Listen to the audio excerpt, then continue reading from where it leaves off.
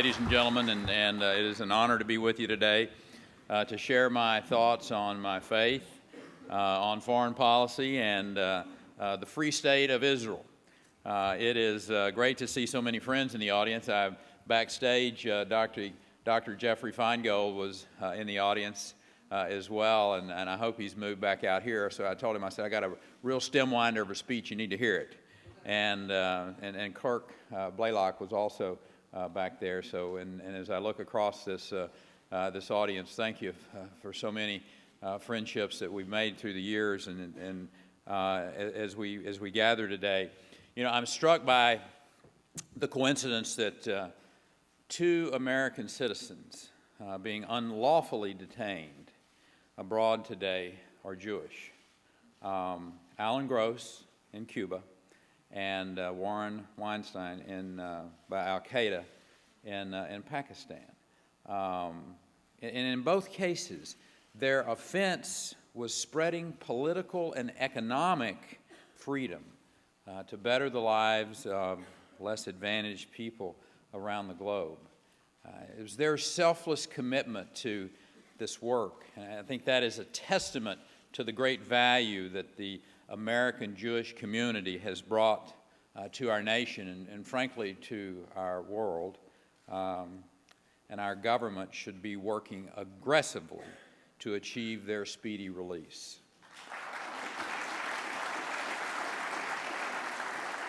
The very repressive Castro regime should not be rewarded with increased tourism while Mr. Gross languishes in prison there. And Pakistan should clearly understand the significance of rescuing Mr. Weinstein from the terrorist elements within their borders if they value the foreign aid that they seem to take for granted from this country. We have an administration in Washington today whose foreign policy is an incoherent mess. They've emboldened our adversaries by isolating our allies, and there is no greater example of it than President Obama's failed foreign policy than how he has undermined our historic friendship with Israel. Senator, it is good to see you here. Stand up just a second. I want to introduce my senator, Florence Shapiro from the great state of Texas. Senator, thank you for being here. She has trained me well as I have worked my way through the legislature and lieutenant governor and the governor of the state of Texas. The story is powerful for us. Israel is our oldest. It is the oldest democracy, and it is our strongest ally in the Middle East. And our relationship is founded on three basic principles of prosperity and security and freedom. And with a robust economy, Israel is a strong trading partner. It is importing our goods, supplying us with both high-tech innovations and specialized natural resources.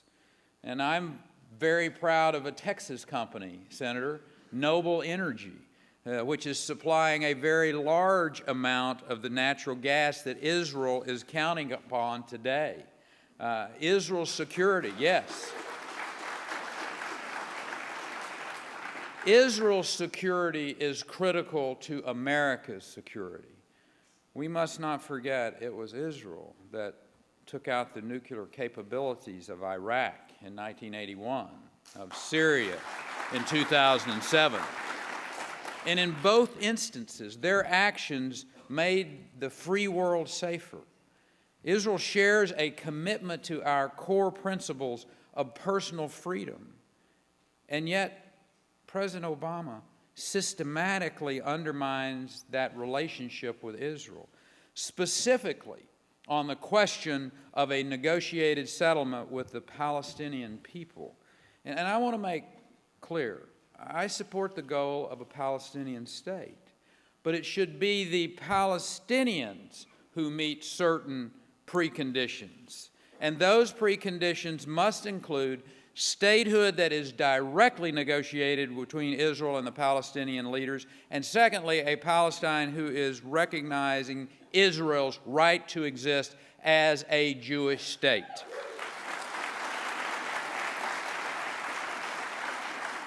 And thirdly, and very importantly, Palestinian leaders must renounce the terrorist activities of Hamas. Instead, the administration has insisted on previously unheard of preconditions for Israel, such as the immediate stop of all settlements and all settlement activity. President Obama has suggested the 1967 borders as a basis for negotiations, and he has instituted the practice of indirect talks, subverting the Oslo Accords. Yet, his administration seemed blindsided when this fall the Palestinians declared a new state with East Jerusalem free of any Jewish settlements as the capital, based on the 1967 borders, established through the United Nations without Israel's involvement. But in effect, all the Palestinians were doing was taking President Obama up on his concessions. They were basically taking his ideas and going forward with them. The threat that is posed by Iran makes our friendship with Israel all the more critical. You know, as the International Atomic Energy Agency report last month confirmed, Iran is marching unimpeded towards nuclear weapons. We also know that Iran has chemical and biological weapons programs, and they are accelerating their ballistic missile program. The Islamic Republic has made no mystery of their intent of what they will do with those weapons against Israel and eventually against the United States. And as this threat gathers, our president has pursued a failed policy of outreach and intellectual engagement with Tehran. This administration was silent during the Green Revolution in 2009, and they have avoided tougher sanctions that would cripple Iran's economy. I have repeatedly called for the sanction of Iran's central bank, and just this last week, the United States Senate voted unanimously to sanction the Iran Central Bank, as well they should have. So now President Obama he's isolated even from his own party's position when it comes to the Iranian question. And here's why. You see, Democrats know what we know, that current sanctions may have caused, quote, significant discussion in Tehran, as Vice President Biden recently said, but they haven't actually stopped processing or working towards producing a nuclear weapon. This increasingly leaves only two options: a military strike or a nuclear Iran. Many seem to think that Israel can step in and dispense with the Iranian threat through targeted strikes, as they did in Iraq and Syria, taking the pressure off the United States. But Iran is a much greater challenge than that. Israel would face terrible reprisals from Tehran and its terrorist proxies. So the military option is not one that Israel would take eagerly or lightly, but only after very long deliberation in the face of overwhelming evidence that Iran is on the verge of an operational nuclear weapon.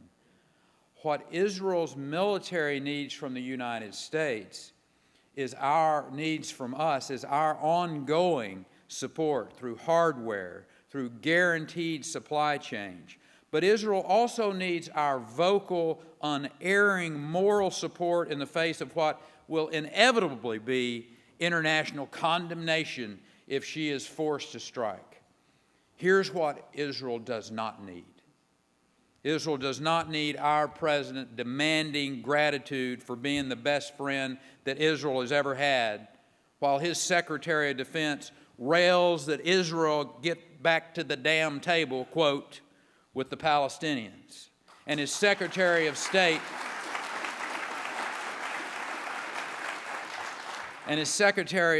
questions the viability of Israel's democracy, even as his ambassador to Belgium blames anti-Semitism among Muslims on Israel's failure to accommodate the Palestinians. I might add, all three of which were said just this last week. This torrent of hostility towards Israel, it doesn't seem to be coordinated. It doesn't. It seems, from my perspective, to be a natural expression of this administration's attitude towards Israel. I want you to know something. I want you to know something, and that senator sitting right over there knows this very, very strongly, that the American-Israel policy is not just a box that I check off for a campaign. It is a very deeply personal issue for me. And it's also the cornerstone of my larger global strategy. I feel, as Cheryl shared with you, a very special connection to Israel, dating back nearly 20 years when I first visited the Holy Land. Repeatedly been to the Western Wall, that most sacred symbol of where Jewish pilgrims gather to pray today. It's withstood the assaults on the Jewish people since the time of the early Romans. I walked in the footsteps on that high mountain citadel of Masada, that fortress of defiance, symbolizing their loyalty to freedom even more than life itself. I took a group of Texas business leaders, of which Cheryl went along with us on in 2009 to go into Sderot in the Gaza Strip, or next to the Gaza Strip. I wanted them to see what everyday life was like. I wanted our Texas businessmen and women to walk into a playground where children have to be covered by a protective shield so that they can go outside. It was a very clarifying moment for each one of us as we recognized the constant threat of attack even the children of Israel live with every day. And I had the distinct pleasure of sharing a meal with a former Soviet dissident who spent 9 years in a gulag, including 400 days in a punishment cell, Natan Sharansky, that great champion of democracy who now calls Israel home and is a living link to the atrocities of brutal regimes. When you visit Israel, you gain an understanding of a nation that has survived by more than 60 years, despite living in a constant state of siege. But something else becomes evident about the Jewish people in Israel and around the world. A resolve to live free, a willingness to go to any length to preserve your history, your heritage, your faith that is unsurpassed, I will suggest, by any people in the world. Today, 6 million Jews live in Israel, the largest population of Jews in the world. Whether you're old enough to remember the 1940s or not, you know the significance of that number. When we speak of the unspeakable, it is often said, never forget. In making this vow of never forget, we honor those who suffered the most inhumane treatment, those like us who were made in the image of God. And in making this vow, we recognize that peace and freedom are fragile enterprises that can only be preserved with determined vigilance. It is in the spirit of those words, never again, that we must do everything in our power to make the world safe for freedom and democracy. We must have faith.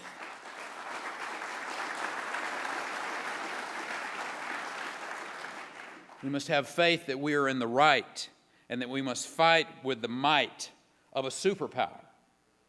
That is why I utterly reject President Obama's political strategy to hold our military budget hostage unless Congress gives in to his proposed tax and spending increases. We have already sacrificed too many of our defense capabilities to misguided austerity that will not balance our budget and will weaken our ability to defend ourselves and our allies.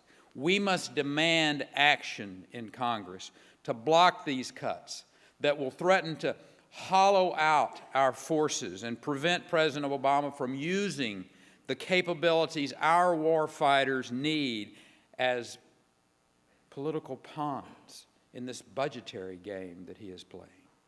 The men and women of our military are the greatest ambassadors of freedom the world has ever known. In the last 2 decades, they have repelled the forces of oppression from places like Kuwait and Bosnia, Iraq, and Afghanistan. In fact, no country has done more to liberate millions of oppressed people, many of them Muslims, since the end of the Cold War. Our freedom agenda applies to all, regardless of their faith, because I believe every human being was created to live free, to worship freely, and because there are a number of countries, there are numerous countries that oppress freedom, that deny basic human rights. I am adamant that the discussion of any foreign aid should start at zero. Now there has been questions asked about that statement that I made about starting foreign aid at zero. And I want to just clear up something while I have your attention here today. You know, Israel is our strategic ally. America long ago ended the traditional foreign aid to Israel. Strategic defensive aid to Israel is what we will continue to be focused on. And I will assure you one thing. Strategic defensive aid, strategic aid in all forms under a Perry administration will increase to Israel.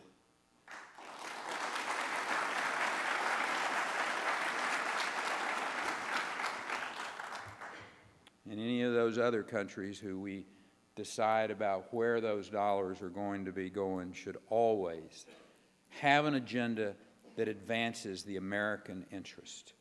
Our nation was founded on the principle of religious liberty. And like Israel, many of America's earliest ancestors sought a safe haven from religious persecution. They came to the New World to leave behind the injustices of the Old World.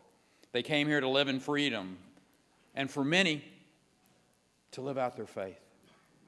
America is rooted in that Judeo-Christian set of values. Our laws emanate from the ancient law of the Torah. They come to us as principles handed down from our ancestors who fought and they bled and they died to defend them. But the law is more than that. It's as Jeremiah wrote, a law written on our hearts. Faith and freedom are the fiber of our nation. My favorite founding father was also a lifelong champion of religious freedom, James Madison. He wrote in the First Amendment to the Constitution that the civil rights are none shall be abridged on account of religious belief or worship, nor shall the full and equal rights of conscience be in any manner or in any pretext infringed. My faith will guide me as your president. And what I mean by that is not just faith in God's plan for us as a nation he has blessed time and time again, but it is also faith in the ability of our people, with his help, to accomplish the impossible, the miraculous, as they have done before and will again. As I travel across the country and I see the plight that we are in, people without the dignity of a job, uncertain where to turn for help, I've turned my thoughts recently to Nehemiah. I think of his return to Israel, finding the city walls laid to waste, the defenses crumbling, the people dismayed. They had almost given up hope. So he gathered the people together and he told them what he would do. Then said I unto them, you see the distress that we are in, how Jerusalem lies in ruin, and how its gates have been burned with fire. Come, let us build the wall of Jerusalem together, that we will no longer be in disgrace. Nehemiah did not do this work by himself. He did it prayerfully. He did it seriously because he understood the desperate need. And when their enemies came, he urged the people on to keep building with a brick in one hand and a sword in the other until the city could stand tall again. Bringing America back begins with faith.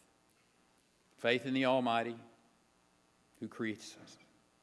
Faith in our friends and our allies in a time of trouble, and faith in each other to not give up hope. We must keep the law written on our hearts. We must put our mind to things above, but we must set ourselves to the work that must be done. So come, let us rebuild this great country together again. God bless you.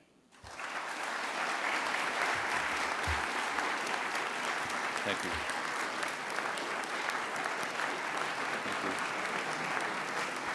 Thank you.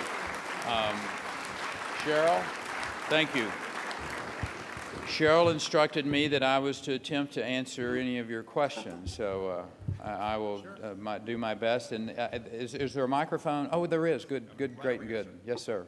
Hi, Governor Perry. Jeff Miles from Nashville, Tennessee. Hi, Jeff. I want to ask you about health care. Yes, sir. People talk about repealing Obamacare, but I want to know, replace it with what? Yeah. There was a crisis that came up that forced that to happen, and it was primarily driven by the insurance companies not giving coverage to people who needed it. Sure. And I'm watching my career disappear January 1/14 as a result of Obamacare because of the overreaching aspect of it. Yes, what are you going to actually do if you are able to repeal Obamacare? You haven't had a great record in Texas with insuring people.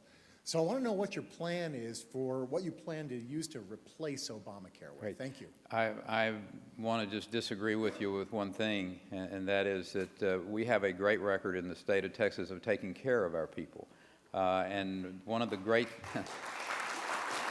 and you will find there some of the greatest health care in the nation, whether it's MD Anderson, the University of Texas Health Science Center, or a myriad of other places where very, very capable health care is practiced. And one of the reasons is because the senator and the work that she and her colleagues did by passing the most sweeping tort reform in the nation, where if you are a physician,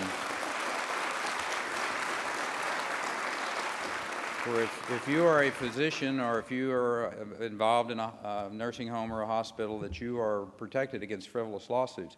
We have seen more than 20,000 physicians practice or licensed to practice medicine in Texas since 2004, and I will give direct, I will say almost direct credit to all of that, because those physicians know they can come into the state of Texas.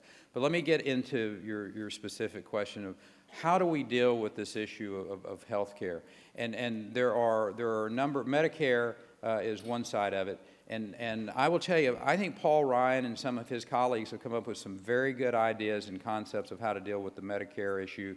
I'm not going to go deeply into that, but just please, if you will take a look at what Congressman Ryan and Tom Coburn and some of his colleagues have laid out for Medicare, and how to make that more available, more affordable, give a lot of different options, if you will, some the ideas so that individuals are more in control, and to truly allow for that patient-doctor relationship.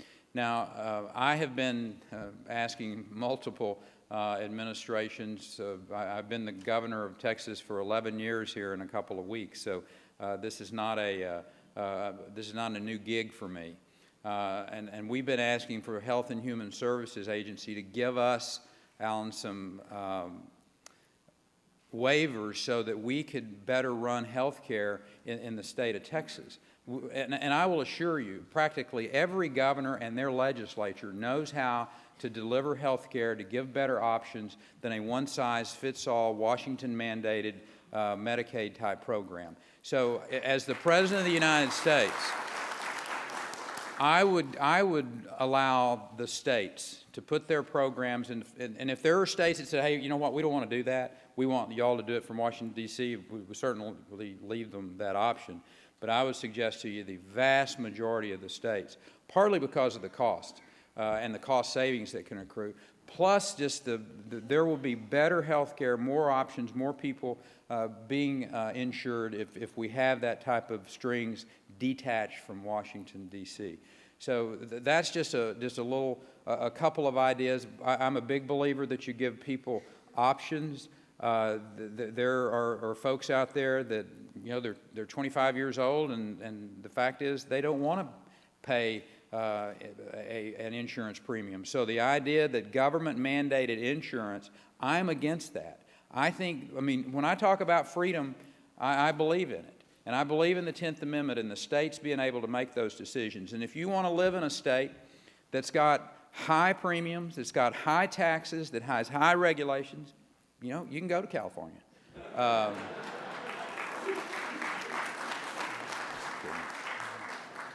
People will vote with their feet, is my point.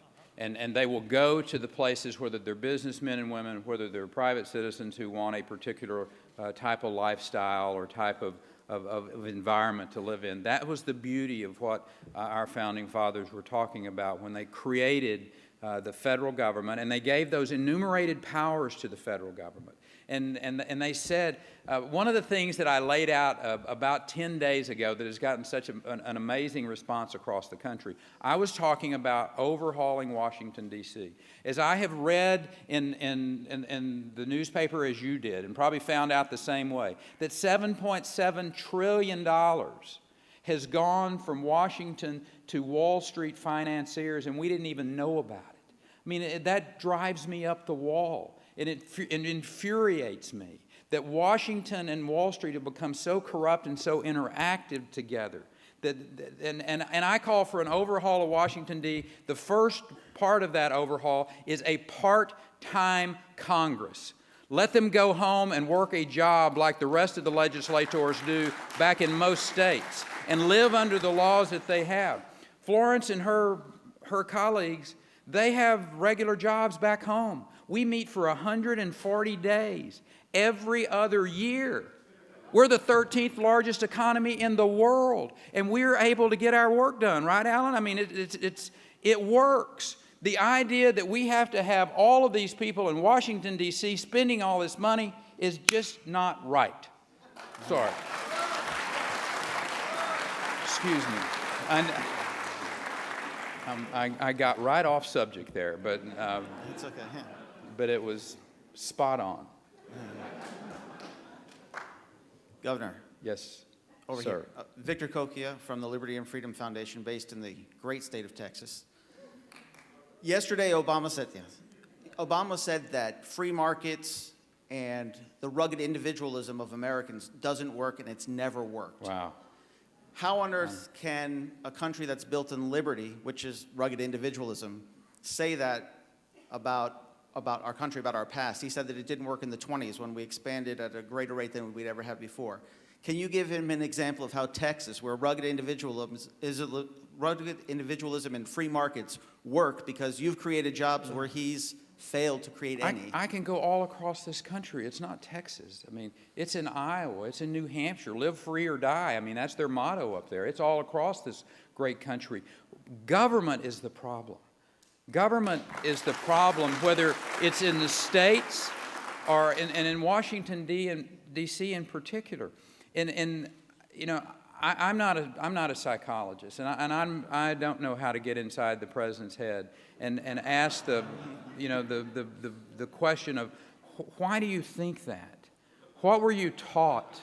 Where were you raised that was penetrated into your psyche, that somehow or another America is not a strong and a powerful and an independent and a free thinking and free market and capitalistic driven, and that's not good.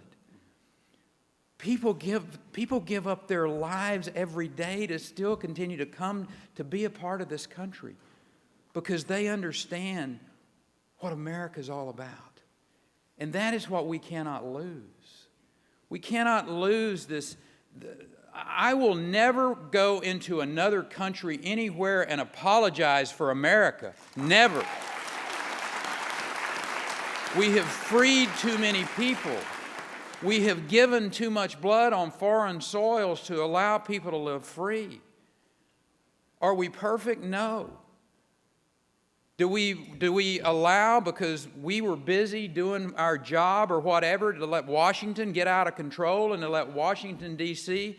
do sweetheart deals and become corrupt and get into bed with Wall Street, and Americans' next generation is paying for it? Yes, that is partly our responsibility of not watching close enough and letting people stay in Washington, D.C. that have corrupted this system. And it's not going to change unless we put an outsider in. And I'm telling you, they don't want me up here. This city is not ready for me.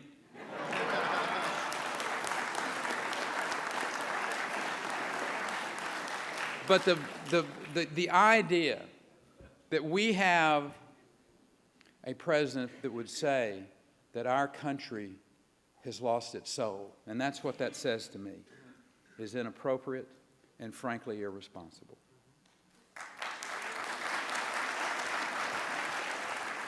Hi, I'm Lee Green from Durham, North Carolina, and I invite you to talk about our universities.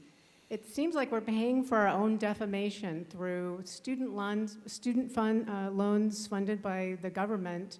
We send our open-minded, good-hearted 18-year-olds who generally love our country to school, and 4 years later, they pop out, they despise America, they hate capitalism, they think Israel's the devil, and we're helping to fund this. Do you have any ideas on how we can stop a system that's 95% liberal, socialist, Marxist, and using our government funds to help maintain that system?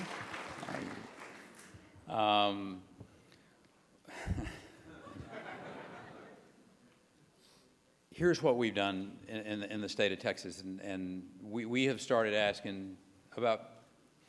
In 2007, I set out a set of 7 reforms that we asked questions about to our universities, to the administration, about how many hours are your professors working, what type of money are they bringing in, kind of a cost-benefit analysis of the universities, and it caused a great pushback. The universities do not like to be asked. They don't want to be treated like anything other than just send us more money and leave us alone. And I say that with great respect. We have some fabulous universities in the state of Texas, but they are all costing too much money, and we're not getting a good return on our investment. We're not getting the utilization out of our of our buildings that we need to. And I have called for, in the state of Texas, a $10,000 bachelor degree. Now, when the first time the university types heard that, their heads exploded, and they were greatly offended. But the fact is, they're starting to see now that the American people, or certainly the people of the state of Texas, understand that you can do that today, that you don't have to spend $100,000 to send your child to a university and let them spend that 4 or 5 year period of time there. The issue of what they're learning while they're there, I will put that burden upon the governors and the regents who are the managers of those universities. And I don't know how every state's university structure is, but in the state of Texas, the governor makes the appointments to the Board of Regents, and you know, hopefully there's not too much of that being taught in Texas universities, but I'm sure there's a bit of it. So, but I mean, the free thought of what goes on and what have you, I respect that greatly. My daughter came out of Texas A&M, and she is still a card-carrying Republican conservative. So I would. One more. Cheryl's given me one more question. Hi, my name is Abhishek. I'm a proud conservative at Rutgers University. How's it going at Rutgers? They teaching any of that, those things that she was talking about? I'm a Middle Eastern Studies major, so I've seen a little bit of it firsthand, but you know, it's an uphill battle, but I'm proud to fight it. Good on you. So my question is, as governor, you've seen firsthand the devastating violence occurring in Mexico due to their war on drugs. According to the U.S. State Department, 60% of the drug cartel's budget comes from U.S. citizens buying marijuana. If elected president, will you allow states to decide to experiment different methods of regulating marijuana? No. And let me tell you why. Now, I'm not going to just walk away with a straight no, because I do believe that we can win the war on drugs, but we have to fight it first. And when the President of the United States, like he did earlier this year, went to El Paso and said that the border was safer than it has ever been, that tells me that this administration is not serious about securing the border or fighting the war on drugs. I know I have to deal with this. For 11 years, I've had to deal with this issue. We spend Texas state taxpayer dollars on securing that border. I know how to shut that border down. It takes a substantial commitment by the federal government. The states cannot do it by themselves. But securing that border can be done with strategic fencing, with a substantial increase of boots on the ground, with aviation assets. I will assure you that with Predator drone-type aircraft looking down, giving real-time information, we can know everything that's going along that 18-plus 100-mile border from San Diego to Brownsville, Texas. And that's what needs to happen. A president who is committed to securing that border. I called for a new Monroe Doctrine. In one of the debates, I said it's time for America to again implement a Monroe Doctrine like we did back in the 1820s and as we dealt with Cuba in the 1960s. We've got Venezuela. The Iranian embassy in Venezuela is the largest Iranian embassy in the world. You know what's going on there. You've got Colombia and Brazil that really want us to step in and be a powerful nation in the Western Hemisphere. The Panama Canal opens back up in 2014. I mean, we must, as a country, think about our security in this Western Hemisphere, and it starts with securing the border with Mexico and the United States, and I will promise you this one thing. 12 months after being sworn in as your president, that border will be shut down and secure. God bless you, and thank you.